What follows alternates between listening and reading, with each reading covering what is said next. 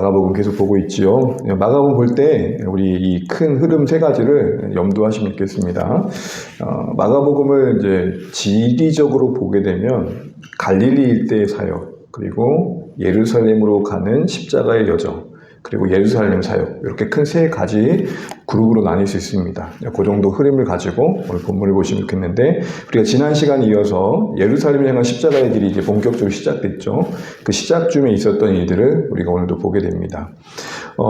지난 시간에 우리가 마가복음 8장 21절 그 시작쯤에 예수님께서 일부러 예루살렘과는 반대되는 방향, 이스라엘 지역으로 보자면 가장 북쪽으로 올라가셔서 그곳 빌립보 가이사랴에서 이런 질문을 하셨죠. 사람들이, 그리고 너희는 나를 누구라 하느냐. 이 당연한 질문이 사실은 우리의 신앙의 여정에 아주 중요한 출발점이 되고, 이것이 분명하지 않을 때 우리 신앙이 갈 길을 잃게 될 수밖에 없습니다. 특별히 여러분, 왜 빌립보 가이사랴라고 했습니까? 가이사랴라는 이름이 붙을 때는 황제와 연관되어 있습니다. 그 도시가. 특별히 그곳에는 황제의 신전이 있었습니다. 그렇기 때문에 가이사랴가 붙은 도시는 황제를 신으로 섬기고 있는 곳이고, 황제의 다스림을 받는, 황제가 군림하는 도시라 할 수 있을 것입니다. 가장 큰 권세자가 통치하는 곳이라 할 수 있을 것입니다. 그곳에는 다른 우상의 신도 있었습니다. 그러니 우상을 섬기고 권력과 부를 경비하는 그 도시적 분위기 속에서 진짜 너희는 나를 주라 고백할 수 있겠느냐, 이걸 묻는 것이죠. 여러 가지 경쟁력이 있는 것들 가운데서 정말 너는 그것들과 상관없이 오직 하나님으로 섬길 수 있겠느냐. 그래서 이 질문은 제자도에 대한 질문입니다. 제자도 그러면 진짜 제자가 누구이냐에 관한 여러 교훈들을 말합니다. 제자에 대한 어떤 정의, 제자의 어떤 삶의 자세, 태도, 이런 모든 걸 우리는 제자도다라고 말하는 것이죠.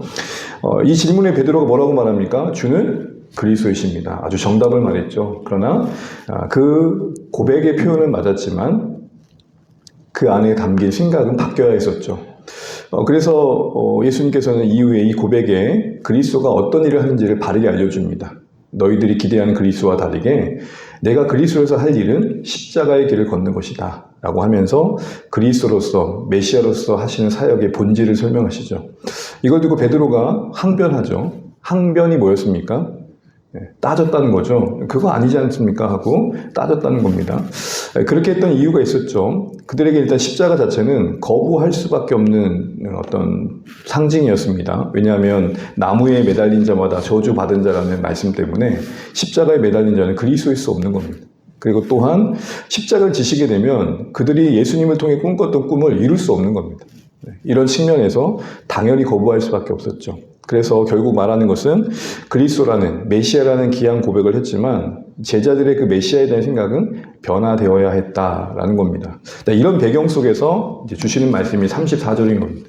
그러니 그릇된 생각 속에 그리스도를 알고 있었던 그들의 생각들이 이제 예수님의 주시는 말씀 안에서 바뀌어야 됐던 거죠. 특별히 오늘 예수님은 자신만이 그리스도로서 십자가의 길을 게 아니라 십자가의 길을 가는 자신을 따르는 자신을 따른다는 제자들도 가야 할 길이 십자가의 길임을 말합니다.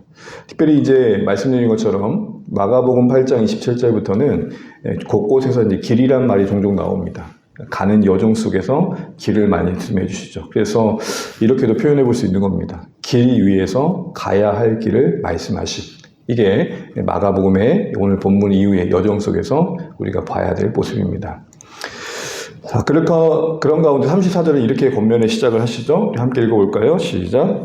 무리와 제자들을 불러 이르시되 누구든지 나를 따라오려거든 자기를 부인하고 자기 십자가를 지고 나를 깔 것이니라. 아멘. 너무 많이 들으셨고 잘 아시는 말씀이죠. 그런데 사실은 자기를 부인하는 게 뭡니까? 또 자기 십자가를 지는 게 뭐예요? 라고 말할 땐 딱히 표현하기가 애매할 때가 많습니다. 오늘 그 개념을 좀 바르게 정리하면 좋겠습니다. 일단 주목할 표현은 내내 지금 제자들만 가지고 이야기하시다가 34절 누구를 부르십니까?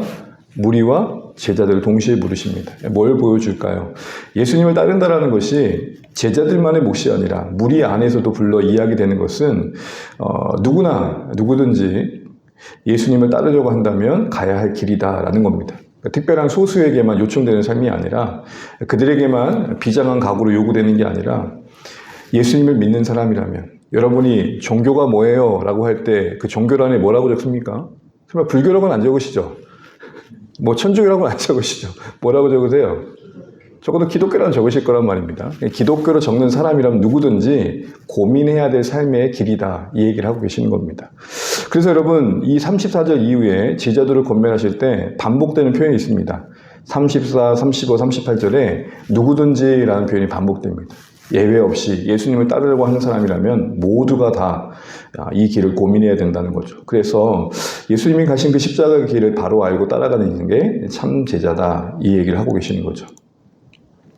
그러면서 이제 두 가지, 그렇다면 그 주님을 따르는 삶의 기본적인 원리, 가장 중요한 게 뭐냐 할 때 가장 먼저 얘기되는 것은 자기를 부인하는 겁니다. 자기를 부정하라, 자기를 무가치하게 여기라 이 말이 아닙니다. 두 가지 의미가 있는데 내 힘으로 뭔가를 해볼 수 있다는 생각을 애초에 내려놔라. 이거죠. 벽적으로 바꿔보자면 주님을 의지하는 범사의 자세를 말합니다. 또한 자신의 야망과 욕망을 내려놓으라는 겁니다. 주님의 뜻에 더 우선순위를 두는 순종을 요구하고 있는 거죠. 그러니까 내 힘으로 뭔가 해보려는 것, 내 뜻과 야망을 품는 것, 그것을 내려놓는 것부터 시작된다는 겁니다. 사실은 우리가 이 부분에서 늘 우리를 돌아봐야 되죠. 왜냐하면 하나님 뜻을 내세우면서도 우리의 실속을 챙길 때가 참 많습니다.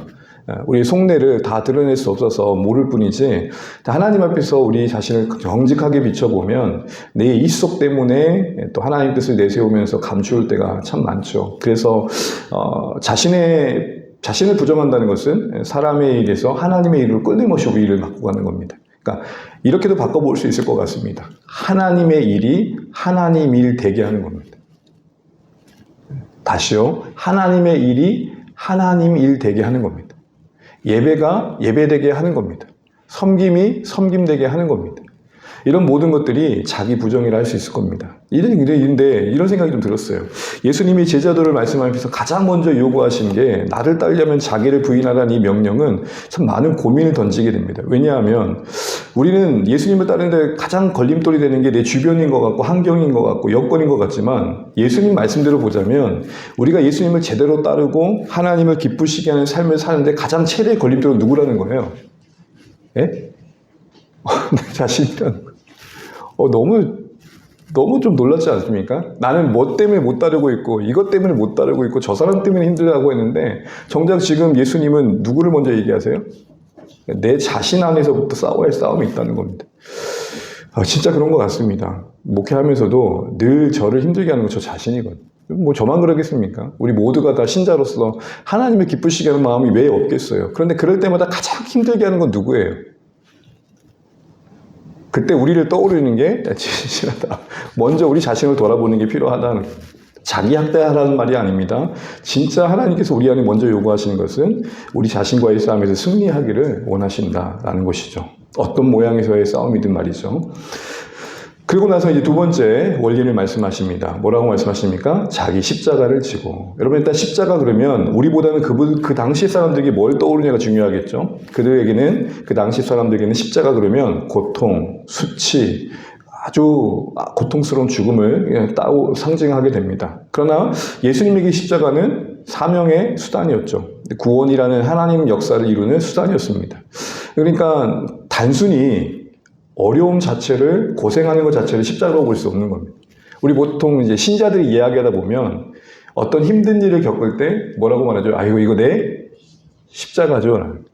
어떻게 보면 틀린 말은 아니지만 예수님이 말씀하신 맥락에서 보면 힘든 것 자체가 십자가가 아니라 이거 기억하셔야 됩니다. 뭐 때문에 힘드냐는 거예요. 뭐 때문에 힘드냐. 그냥 고생이 십자가가 아니라 내가 예수님 뜻대로 살기 위해서 겪어야 되고 감내해야 되고 감수해야 될 그 모든 게 십자가지 그냥 고생한다고 다 십자가는 아니라는 거지. 내가 더 사랑하려다 보니 내 미움이 걸림돌이 되는 거예요. 내 안에 용납하지 못하는 마음이 걸림돌이 되는 거예요. 하나님께서 기다리다 보니 인내하기 어려운 나의 믿음 부족함이 걸림돌이 되는 거예요. 주님 뜻대로 섬기려다 보니 희생을 해야 돼요. 나름대로 손해를 봐야 돼요. 그게 모든 게 이제 십자가라는 거죠. 그런데 한 가지 더 주목할 것은 그냥 십자가를 지자하지 않고 누구 십자가를 지라고 그럽니까? 자기 십자가, 자기 몫이 있다는 거예요. 고유한 사명이 있다는 겁니다. 그리고 그 사명을 감당하는 데 있어서 그러기 때문에 자신이 해야 될 일이 있다는 겁니다. 타인이 대신을 쓴 나만의 목. 이것은 좀 더 확장해 보자면 나의 십자가를 가지고 다른 사람의 십자가와 비교하는 것은 하나님께서 원하시는 것은 아니겠다라는 것이죠. 그러면서 이제 이 십자가와 자기 부인만을 요구하신 게 아니라 35절부터는 왜 십자가를 져야 할 이유를 설명합니다. 십자가만 져라 명령하신 게 아니라 그게 얼마나 가치 있는지, 의미 있는지, 소망이 있는 삶인지를 말씀해 주십니다. 그렇게 볼 수 있는 게 여러분 우리 번역된 개적 성경에는 나와 있지 않지만 원문에는 35절, 36절, 37절, 38절 각각에 이 가르라는 헬라 원문인데 이걸 영어로 보면 비코즈고요. 그러니까 이건 뭐냐면 왜냐하면이란 말이에요. 그러니까 왜냐하면 자기를 부인해라, 자기 십자가 가지고 날 따라라. 왜냐하면 이해되시죠? 35절부터는 이유가 나옵니다. 첫 번째 이유는 뭡니까? 왜냐하면 예수님이 말씀하신 대로 들어보자면 내 목숨을 구원하고자 하면 이렇게 되고 예수님과 복음 위에 자기 목숨을 오히려 잃고자 하면 구원 얻는다는 겁니다. 이게 무슨 말일까요? 여기 목숨이라는 이야기가 나오죠. 여기서 목숨이라는 것은 단순히 육체의 생명만을 말하는 게 아니라 우리 인생을 말합니다. 그러면 그 목숨을 얻는다는 거예요. 인생을 얻는다는 말이에요. 달리 말하면 십자가의 길을 가게 되면 진짜 참 인생의 만족과 기쁨을 얻게 된다라는 겁니다. 자기 자신만을 위해 사는 사람들이 결코 누릴 수 없는 기쁨과 만족과 행복이 있다는 거예요. 내 것을 지고 나만을 위해 사는 사람이 도저히 알 수 없는 뿌듯함과 감사와 기쁨이 있다는 거예요. 여러분 힘들지만 여러분 가만히 생각해 보십시오. 그래도 나름 섬길 때 기쁨이 있습니까? 없습니까? 힘들지만 하나님의 사랑을 가지고 내가 할 수 있는 역할을 하면서 누군가를 섬길 때 그 결과와 상관없이 그 자체로 감사하잖아요. 바로 그걸 말하는 겁니다. 예수님이 우리를 고생시키려고 십자가 져라 하는 게 아니라 진짜 우리를 되찾게 하는 하나님의 지혜가 뭐냐? 십자가는. 십자가에 지는 삶, 하나님 원하시는 사명을 감당한 자리에 우리를 둘 때 우리가 원하는 것을 이름으로 얻게 되는 만족 그 이상의 행복이 있다는 거예요. 사실은 우리 인생의 불행은 뭐냐면 진짜 내게 필요한 것을 나도 모른다는 거예요. 여러분 저도 이제 반백년을 지나면서 죄송합니다. 여러분들이 더 느끼실 겁니다. 중년 이후에 느끼는 그 어떤 허탈감은 뭐죠? 내내 자녀를 키우고 또 주변을 돌보다가 살아왔어요. 그런데 정작 누군가를 위해 살아온 내 인생이 이제는 그 누군가들이 이제 작자 역할을 해가면서 내가 그동안 뭘 좋아했는지, 내가 뭘 꿈꾸고 있는지를 잃어버리는 거예요. 지금 저도 제일 당황스러운 게 뭐냐면 목사님 뭘 할 때 행복하세요? 잘 모르겠어요. 그러니까 여기서 이제 방황이 생기는 거예요. 뭘 해야 행복할지 모르니까. 무슨 말씀 드린 겁니까? 정말 우리에게 정말 필요한 게 뭔지를 우리도 모른다는 것은 우리가 하나님께서 가장 우리에게 지혜로 말씀하시는 십자가의 삶이 우리를 가장 생명답게 하고 인생을 가장 의미 있게 한다는 이 사실 앞에서 어떻게 보면 이 현실 속에서 우리가 가야 할 방향이 되고 있다는 것을 생각해 보게 된다는 겁니다. 예수님께서 감당한 희생 속에 나만을 위해 살 때 알 수 없는 그 기쁨과 만족이 있다는 것을 제자들은 이렇게 경험하며 고백합니다. 우리 사도행전 5장 41절 같이 한번 읽겠습니다. 사도들은 그 이름을 위하여 능력받는 일에 합당한 줄을 여기심을 기뻐하면서 공회 앞을 떠나니라.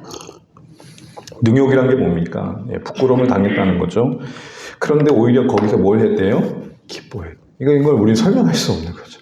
그 안에 던져진 그들은 왜 이걸 기뻐했는지, 결국 우리는 예수님의 말씀대로 십자가를 진지하게 지고 그 십자가의 길에 제대로 들어서는 것이 어쩌면 우리가 찾고 싶었던 그 기쁨과 행복을 찾는 지혜라는 것이죠.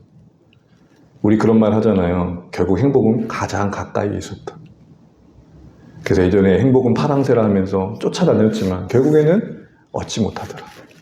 어쩌면 지금 우리에게 주어진 나를 오히려 고단하게 하는 삶의 자리를 다시 재조명하고 거기서 만나게 한 사람들, 거기서 감당해야 할 일들 속에서 의미를 찾고 내 역할을 제대로 해가는 게 어쩌면 우리가 찾는 기쁨일지도 모릅니다. 저 어딘가에 가면 뭔가 있겠지. 이 막연한 생각이 우리를 괴롭게 하는 겁니다. 정작 있어야 할 자리에 이탈시키는 거예요. 결국은 그 떠남이 나를 오히려 불행하게 하죠. 아, 그게 아니었구나. 내가 있어야 할 그 자리가 오히려 나에게 가장 큰 행복을 주는 자리였구나. 그리고 또 이렇게 말씀하십니다. 우리 36절을 같이 한번 읽어보겠습니다. 왜냐하면 사람이 많이 온천을 얻고도 자기 목숨을 잃으면 무엇이 유익하리요? 사람이 무엇을 주고 자기 목숨과 바꾸겠느냐? 이제 두 번째 이유를 말씀하시면서 왜 십자가를 져야 하느냐? 이게 가장 가치 있다는 겁니다. 여기서의 목숨을 잃을 때 이 목숨은, 여러분 이 목숨이라는 단어가 맥락에 따라서 육체의 목숨일 때도 있고 영혼일 때도 있는데 여기서는 영혼입니다. 영적 생명을 말하는 거예요. 그러니까 뭐와 뭐를 비교하고 있는 겁니까? 온천하와 영적인 생명. 십자가의 여정을 걷는다는 것은 우리 영혼의 유익이 되는 길이죠. 우리의 영혼 하나님과의 관계에 가장 중요한 여정이죠.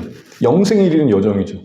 근데 그 십자가를 버린다는 것은 그럼 결국 영생을 포기하는 거예요. 하나님과 관계를 포기하는 거고 하나님과 관계에서 누릴 수 있는 복을 포기하는 거죠. 그러니까 이렇게 얘기하는 거예요. 예수님께서 십자가를 져야 할 이유는 눈에 보이는 온 천하가 당장에 가져주는 복보다 십자가의 여정에서 영생에 이른 여정을 다하는, 그래서 만나는 그 복이 더 가치 있음을 알아야 되기 때문이다 라고 말하고 있는 것입니다. 십자가의 길을 따라 사는 그 삶이 천하를 얻는 것보다 가치 있다는 거예요.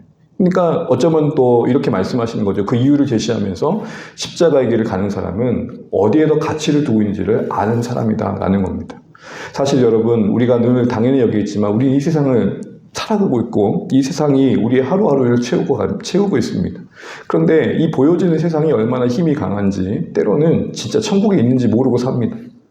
네, 그렇게 사는 겁니다. 하루하루 그렇게 살아가요. 근데 여러분, 책에 비유하자면 여러분 이 땅에서의 삶은 이 전체 책에 앞에 있는 목차 몇 페이지밖에 안 된다. 진짜 본격적으로 삶이 펼쳐져야 할 일은 아직 오지도 않았다. 그런 의미에서 본다면 우리에게는 이 현재의 삶을 더 나은 가치 속에서 다시 바라보고 살아볼 필요가 있다는 것이죠. 세 번째로는 십자가의 져야 할 이유를 또 이렇게 말씀하십니다. 누구든지 임난하고 죄 많은 새로 나와 내 말을 부끄러워하면 인자도 아버지 영광으로 거룩한 천사들과 함께 올 때 그 사람 부끄러워할 것이라고 말합니다. 장차 오실 예수님의 앞에 서게 될 날이 있기 때문에 십자가의 삶을 살아야 된다고 말합니다. 특별히 여러분 여기서 음란하고 죄 많다라는 것은 영적인 간음을 말합니다. 영적인 감이라는 것은 하나님을 거부하는 걸 말합니다. 하나님 아닌 다른 것을 충성하는 것을 말합니다. 그 하나님 아닌 다른 것을 충성하면서 더 사랑하면서 그 하나님 뜻에서 벗어난 상태가 바로 뭐냐? 음란하고 죄 많은 세대를 말합니다. 그런데 여러분 이 시대 속에서 십자가를 지고 예수님을 따른다는 게 쉽겠습니까? 쉽지 않습니다. 아무도 박수 쳐주지 않고 지지해주지 않습니다. 오히려 더 굳이 그렇게 피곤하게 사냐고. 수요일 끝나고 퇴근하고 여러분 혹시 그렇게 말 들어보셨나요? 퇴근하고 어디 가세요? 기도회 갑니다. 왜 그러세요? 제가 쉬시는데 왜 그러세요?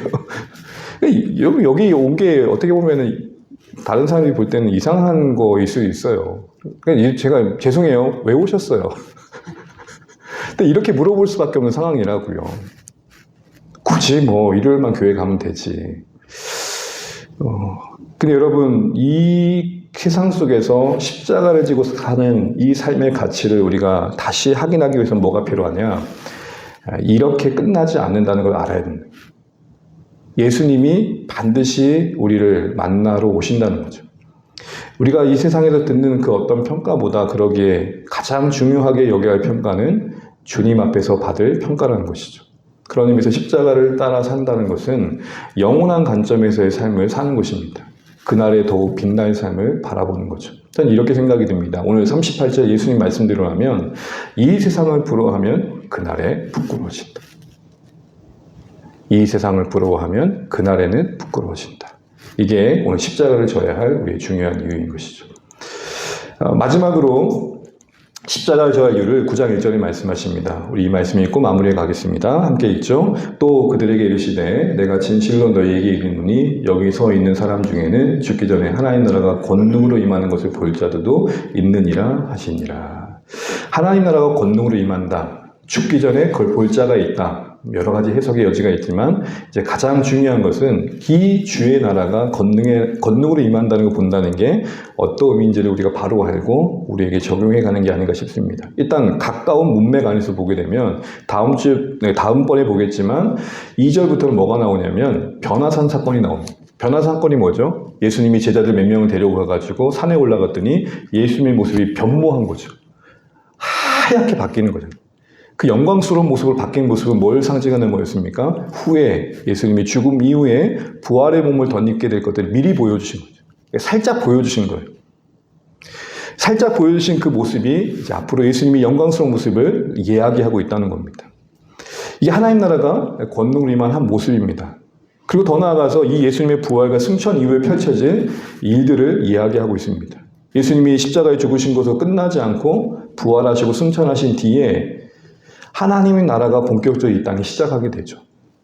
특별히 예수님의 부활과 승천은 그런 의미에서 하나님의 권능의 역사의 한복판에 출발하게 되는 상징적 사건입니다. 그때 예수님 그 죽으심의 승리로 인해 부활하심으로 인해서 사탄의 권세는 꺾이게 되는 거죠.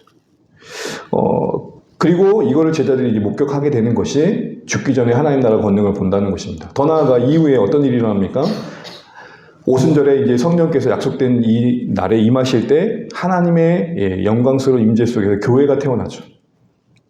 그리고 제자들은 오순절 이후에 성령의 능력 안에서 각자의 자리에서 또 흩어진 곳에서 복음을 전하면서 교회가 예루살렘에만 머물지 않고 이방 곳곳에 세워진 것을 보게 됩니다. 그러니까 죽기 전에 하나님 나라가 권능으로 임하는 걸 본다는 것은 예수님의 부활과 승천과 성령의 임하심으로 인해 교회가 세워지고 하나님 나라가 확장되는 것을 보게 된다는 것이죠.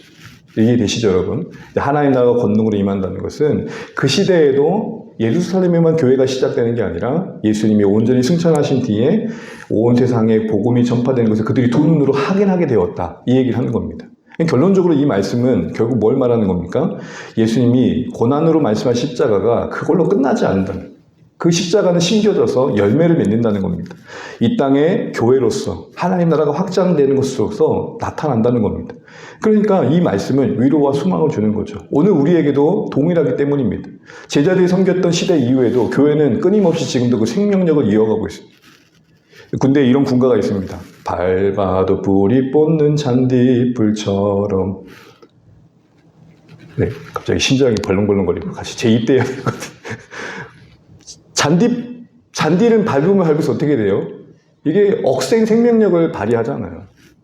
교회 역사가 그렇다는 겁니다. 아무리 밟아도, 여러분, 전 진짜 제가 만약에 목사가 아니라도 다 부정해도 객관적으로 볼 때, 아니, 진작 망해도 망해야 할 교회의 역사가 아직까지도 몇 명을 하고 있다면 뭔가 있지 않겠는가 생각하는 게 당연한 이성의 접근 아니겠습니까? 그때 당시 제자들이 두 눈으로 봤던 이후에도 교회는 하나님의 권능 안에서 그 생명을 이어가고 있고 확장되고 있습니다.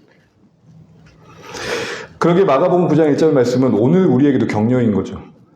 그리고 이후에 약속하신 주의 재림의 날에 교회의 영광스러운 완성을 함께 소망하게 된, 이런 의미에서 우리가 십자가의 길을 가야 될 것은 이 길 끝에 임하게 될 영광스러운 교회의 승리가 있기 때문입니다.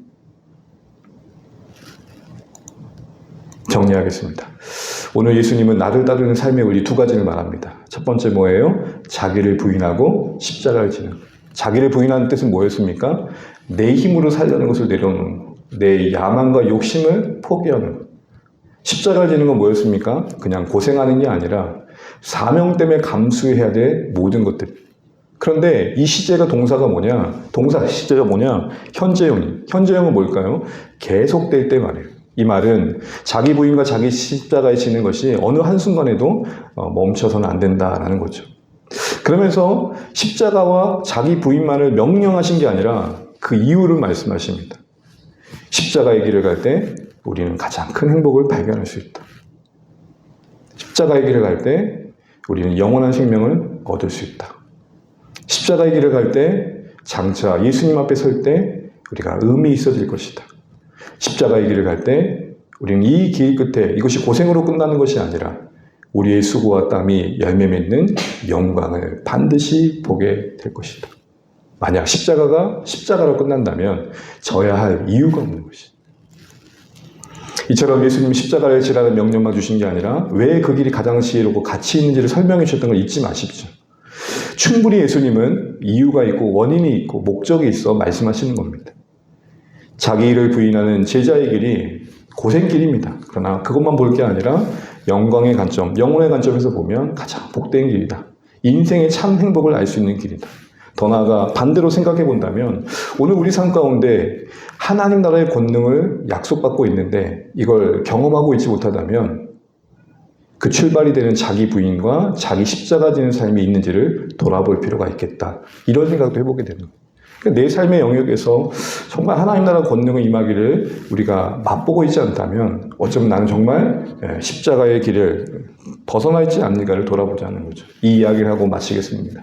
우리가 너무 잘 알고 있는 조지 밀러라는 우리 목사님, 이분은 고아들을 잘 섬겼죠. 그때 당시에 그 어려운 순간에 오직 하나님만을 의지함으로 고아원을 수많은 고아들을 돌봤던 그런 어떤 역사를 우리가 잘 알고 있습니다. 어떤 분이 당신은 그 어려운 일들을 그렇게 능력 있게 할 수 있었습니까? 라고 물어봤을 때 이걸 많이 회자되고 있는 이야기인데요. 번역본마다 좀 다르지만 이런 말씀을 합니다. 내가 나에 대해 죽는 날부터였습니다. 그러면서 이렇게 이야기를 했습니다. 내가 죽은 날이 있었습니다. 나 자신에 대하여 죽었습니다. 나의 의견, 나의 취향, 나의 기호, 나의 뜻에 대하여 죽었습니다. 세상의 칭찬과 비난에 대하여 죽었습니다. 심지어 형제들과 친구들의 인정과 비난에 대해서 죽었습니다. 그 이후로 나는 오직 하나님께 인정받는 자가 되기를 힘썼습니다. 바로 자기 자신에 대한 죽음 이후에 그는 하나님의 온전한 통로로 수입받을 수 있었다 말하는 겁니다.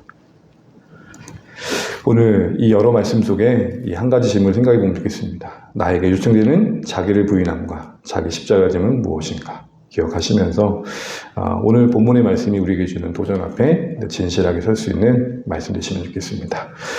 반주해 주시면서 우리 세 가지 정도 기도 제목 가지고 오늘 들었던 내용들 좀 정리하는 마음으로 또 고백하는 마음으로 같이 함께 읽어보면 좋겠습니다. 제가 매일 먼저 첫 번째 읽겠습니다.